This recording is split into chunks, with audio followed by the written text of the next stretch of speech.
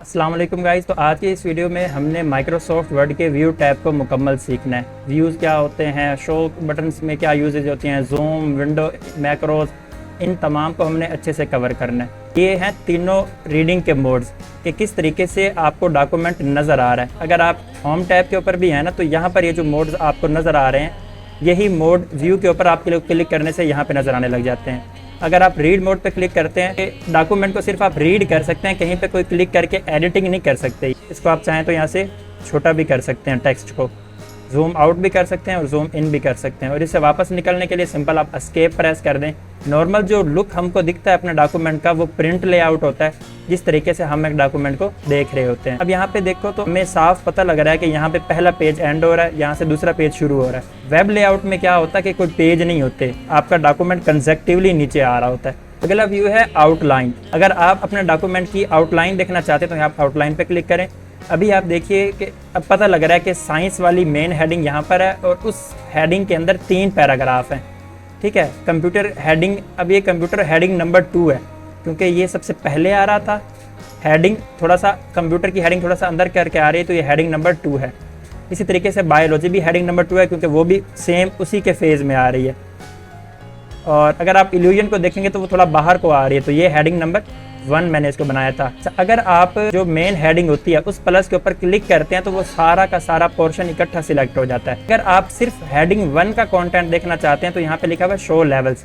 All levels की बजाय आप लेवल 1 पे सेट कर दें तो देखिए जो जितनी भी हेडिंग 1 आपने बनाई होगी ना, सिर्फ वही नज़र आएंगी। हेडिंग 2 भी देखना चाहते हैं तो आप लेवल 2 पे क्लिक कर दें। तो साइंस के अंदर मैंने कंप्यूटर और बायोलॉजी की हेडिंग 2 बनाई थी और इल्यूजन के अंदर मैंने रियलिटी की हेडिंग 2 बनाई थी। देखो तो हमें प्रॉपर पूरे पैराग्राफ नज़र आ रहे हैं, लेकिन आप चाहते हो कि पूरा पैराग्राफ नज़र ना आए बल्कि हर पैराग्राफ की सिर्फ पहली लाइन नज़र आए, तो यहाँ पे आप show first line only pay click कर दें तो हर पैराग्राफ की सिर्फ फर्स्ट लाइन नज़र आएगी जो उस हेडिंग के अंडर होंगे।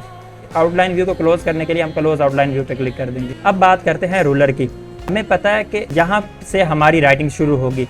हमारी राइटिंग यहाँ से क्यों नहीं शुरू हो रही, क्योंकि ये जो पोर्शन है ये हमने मार्जिन दिया हुआ है। वहाँ पे मैंने रूलर पे क्लिक किया, एक रूलर आ गया।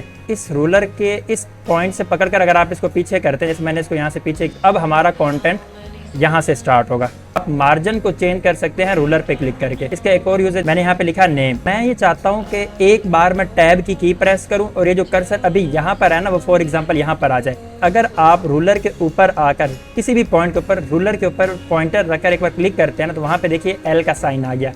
अगर ये एल का साइन लग जाता है तो फिर आप टैब प्रेस करेंगे तो जो कर्सर होगा वो एग्जैक्ट उसी के नीचे आ जाएगा। अब दूसरी बार मैं चाहता हूँ मैं टैब प्रेस करूँ तो मेरा कर्सर यहाँ पर आ जाए, तो आप एग्जैक्ट उसके ऊपर आकर रूलर पे एक बार क्लिक कर दे, फिर टैब पे क्लिक करेंगे तो एग्जैक्ट उसके नीचे आ जाएगा रूलर। अब इसको ख़त्म करने का क्या तरीका है, इसके ऊपर क्लिक करें। जब क्लिक करेंगे 2 बार तो यहाँ पे एक बॉक्स ओपन होगा, यहाँ से आप क्लियर ऑल पे क्लिक कर दें। ओके पे क्लिक करेंगे तो दोबारा एक बार टैब प्रेस करने से वो 5 स्पेसेस की जगह छोड़ेगा।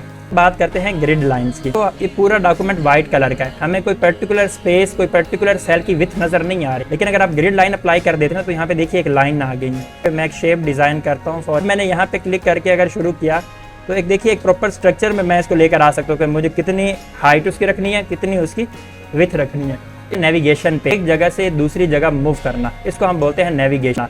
तो यहाँ पे 3 तरीके हैं नेविगेट करने के। यहाँ पे मैंने क्लिक किया, पहला तरीका है थ्रू हेडिंग्स। अगर आप बायोलॉजी पे क्लिक करेंगे तो डायरेक्ट आप बायोलॉजी वाली हेडिंग पे मूव कर जाएंगे।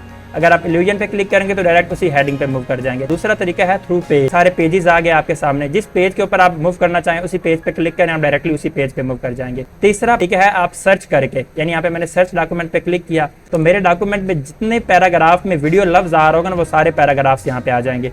आप एग्जैक्टली उस पैराग्राफ पे क्लिक करके डायरेक्टली उसी के ऊपर नेविगेट कर सकते। अब बात करते हैं जूम की।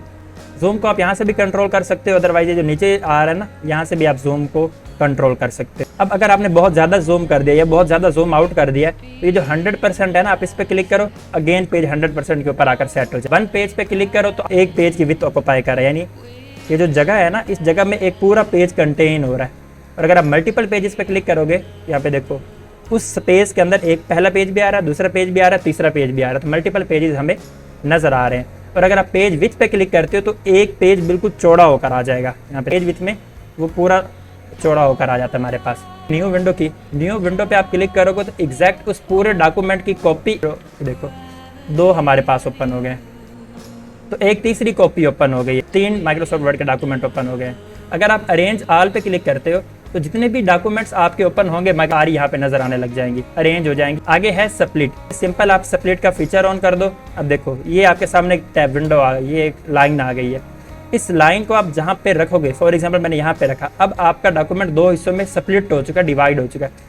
आप ऊपर वाले हिस्से के ऊपर डॉक्यूमेंट का कोई पोर्शन ओपन कर सकते हो और नीचे वाले हिस्से पर डॉक्यूमेंट का कोई और पोर्शन ओपन करके रख सकते हो। जब आपने स्प्लिट को खत्म करना हो तो रिमूव स्प्लिट पर क्लिक करके स्प्लिट को आप रिमूव कर सकते हो। तो डॉक्यूमेंट्स को अगर आप कंसेक्टिव देखना चाहते हो कि एक डॉक्यूमेंट यहाँ पे नजर आए माइक्रोसॉफ्ट वर्ड का, दूसरा डॉक्यूमेंट हमें यहाँ पर नजर आए, तो व्यू स्लाइड बाय स्लाइड पर क्लिक कर दो। ये पूछ रहा है किस स्लाइड को आप देखना चाहते हो, तो मैं पहले और तीसरे डॉक्यूमेंट को कंसेक्टिव देखना चाहता हूँ। एक साइड पे पहला डॉक्यूमेंट ओपन हो गया, दूसरी साइड पे दूसरा डॉक्यूमेंट ओपन हो गया। अब मैं एक को मूव कर रहा हूं तो साथ दूसरा भी मूव हो रहा है। आप एक डॉक्यूमेंट भी पढ़ रहे हो, साथ दूसरा डॉक्यूमेंट भी पढ़ रहे हो, तो क्यों एक साथ क्यों मूव हो रहा है? क्योंकि अगर आप स्लाइड बाय साइड के साथ नीचे देखो तो सिंक्रोनस स्क्रॉलिंग का फीचर ऑन था। एक को मूव कर रहा था तो साथ दूसरा भी मूव हो रहा था।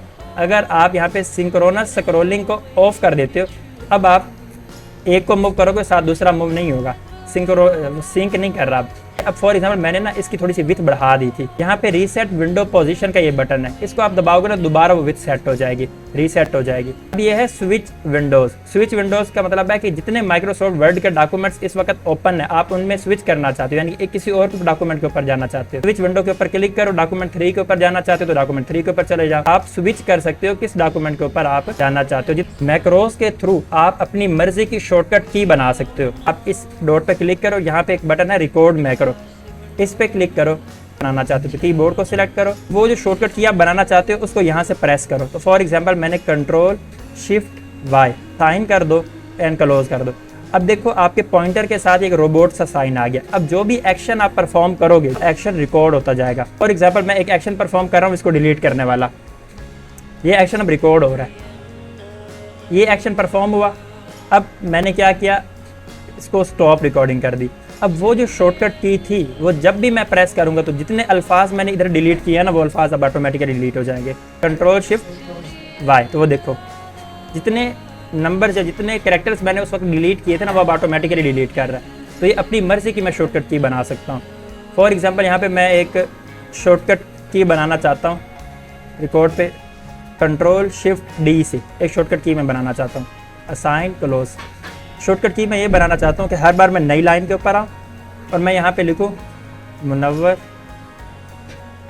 Is a student. मैक्रो पे क्लिक करो, स्टॉप रिकॉर्डिंग, कंट्रोल शिफ्ट, तो ये देखो मुनव्वर इज़ अ स्टूडेंट, वो देखो। और जितनी शॉर्टकट कीज़ आपने बनाई है उनको देखने के लिए व्यू मैक्रोस पे क्लिक कर, इनको आप डिलीट कर दो चाहो तो बाद में।